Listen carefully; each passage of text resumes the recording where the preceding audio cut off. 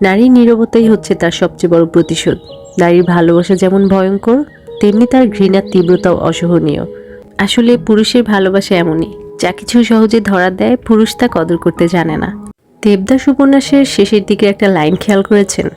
দেবদাস ভাবিয়াছিল তাহাকে ছাড়া পার্বতী মরিয়া যাইবে, অথচ তাহার জ্বরটুকু অবধি আসিল না। পার্বতীর জ্বর কেন আসেনি জানেন? কারণ পার্বতী দেবদাসকে প্রচণ্ড ভালোবাসত ঠিকই, কিন্তু সে ভালোবাসার কাছে নিজের আত্মসম্মানকে সস্তা দামে বিক্রি করেনি। দেবদাসকে ভালোবেসে পার্বতী বিনিময়ে শুধু পেয়েছিল অপেক্ষা, উপেক্ষা, অপমান আর লাঞ্ছনা। তবুও সে সবকিছু মেনে নিয়ে দেবদাসের হয়ে সারা জীবন থাকতে চেয়েছিল।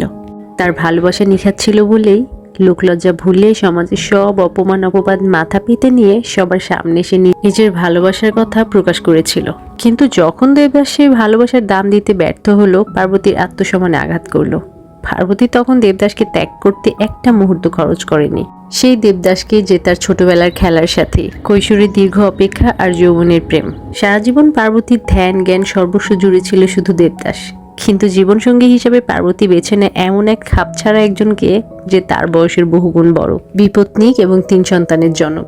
কেন এমন একজনকে বেছে নিয়েছিল জানেন? অনেকে বলবে অর্থবিত্ত আর সামাজিক মর্যাদার জন্য। না, পার্বতী তাকে বেছে নিয়েছিল কারণ সে পার্বতীকে তার প্রাপ্য সম্মানটুকু দিয়েছিল। সমাজের সবার সামনে পার্বতীর হাত ধরে তাকে স্ত্রীর মর্যাদা দিতে সে কার্পণ্য করেনি। যে পার্বতীর ভালোবাসা অনেকের কাছে আরাধ্য, সেই ভালোবাসা পেয়েও হতভাগা দেবদাস বাকি জীবন কাটালো পার্বতীকে না পাওয়ার আফসোস নিয়ে। আত্মঅহমিকা আর কাপুরুষতার কষাজালে জর্জরিত হয়ে শেষ পর্যন্ত পার্বতীর সদর দরজার সামনে এসে সে পৃথিবীর মায়া ত্যাগ করে চলে গেল বুকে এক আকাশ সমান যন্ত্রণা, অনুশোচনা আর প্রায়শ্চিত্তের অগ্নিদগ্ধ চিতা নিয়ে। আসলে পুরুষের ভালোবাসা এমনই, যা কিছু সহজে ধরা দেয়, পুরুষ তা কদর করতে জানে না।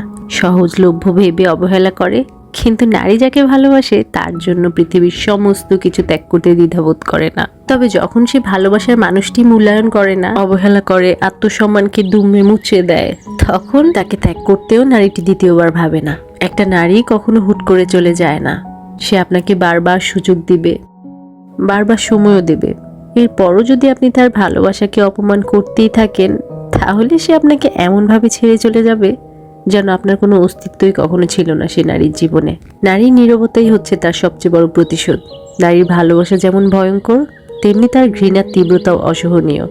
ভালোবাসি শুধু মুখে বললে হয় না, দায়িত্ব নিতে জানতে হয়। লোকচক্ষুর অন্তরালে নয়, বরং প্রকাশ্যে ভালোবাসার স্বীকৃতি দিয়ে জানাতে হয়।